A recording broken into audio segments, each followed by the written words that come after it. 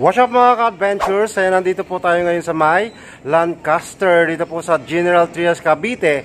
At dito po kami mag-New Year ng aking pong pamilya. Kasama ko po dito ang aking kuya, ang aking ate at syempre yung aking bunsong kapatid.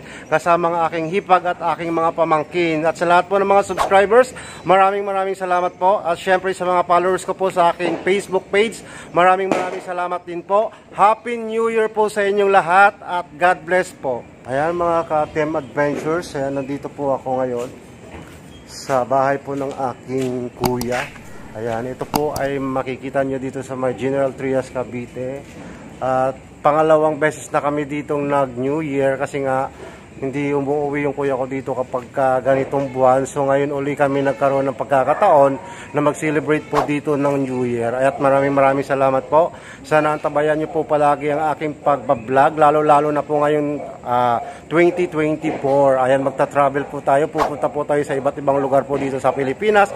At sana patuloy nyo po akong suportahan po sa aking pagbablog.